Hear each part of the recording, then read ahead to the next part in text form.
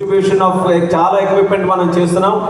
ఈ కార్యక్రమానికి ముఖ్య అతిథిగా విచ్చేసినటువంటి airport authority of India chairman గారు ఢిల్లీ నుంచి విపిన్ కుమార్ గారు ప్రత్యేకంగా ఈ కార్యక్రమం నేను కూడా పాల్గొనాలి, ఏ సంతోషం అయితే వికలాంగులు దివ్యాంగులు అందరూ కూడా పడుతున్నారో అది ప్రత్యేకంగా నేను చూసి ఆ సంతృప్తి పొందాలని ఢిల్లీ నుంచి విచ్చేసినటువంటి విపిన్ కుమార్ గారికి, అలాగే మన జిల్లా కలెక్టర్ గారు స్వప్నిల్ గారికి, మన శాసనసభ్యులు శ్రీకాకుళం నుంచి గొడ్డు శంకర్ గారు, నరసనపేట నుంచి రమణమూర్తి గారు, జేసీ ఫర్మాన్ గారు, ఆర్టీఓ ప్రత్యూష గారు, అలాగే ఎయిర్పోర్ట్ అథారిటీ ఆఫ్ ఇండియా నుంచి తెలుగు అతనే హెచ్ఆర్గా మెంబర్గా ఉన్నటువంటి శ్రీనివాస్ గారు, అరవల రవీంద్ర గారు, శివాల సూర్యం గారు, అలాగే పిఎంజే బాబు గారు, అవినాష్ నాని గారు, ఇలా చాలా మంది నాయకులు వేదిక మీద ఉన్నారు.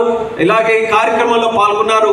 వారితో పాటు మా దివ్యాంగ సోదర సోదరీమణులు, నా కుటుంబ సభ్యులైనటువంటి వారందరికీ కూడా మరొకసారి నా హృదయపూర్వకమైనటువంటి నమస్కారాలు తెలియజేసుకుంటున్నాను.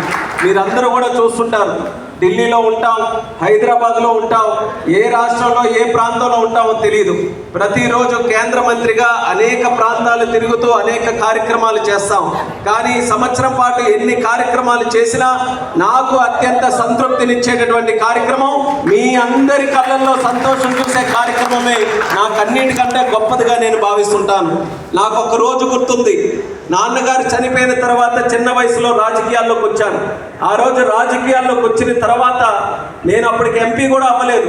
అందరినీ కూడా కలుసుకునే ప్రయత్నం, ఎర్రన్నాయుడు గారి వారసుడుగా రాజకీయాల్లోకి వస్తే ఒక ప్రయత్నం చేస్తున్నటువంటి సందర్భంలో ఇదే శ్రీకాకుళం పట్టణంలో వికలాంగులు అందరూ కూడా కలిసి ధర్నా చేశారు.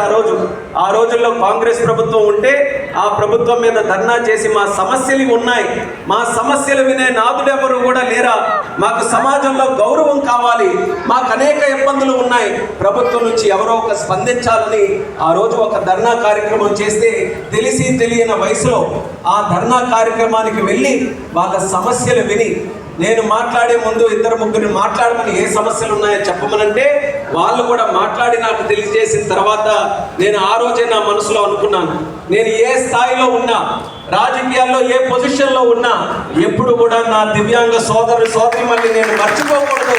ఎక్కడ ఉన్నా సరే వాళ్ళకి నిరంతరం ఏదో ఒక కార్యక్రమం ద్వారా వాళ్ళకి లబ్ధి చేకూర్చాలి. అప్పుడే నేను ఈ రాజకీయాల్లోకి రావాలని ఏదైతే నిర్ణయం తీసుకున్నానో ఆ నిర్ణయానికి ఒక అర్థం ఉంటుందని ఆ రోజే నేను అనుకున్నాను. తర్వాత 2014లో మీ అందరి ఆశీర్వాదంతో మన ప్రభుత్వం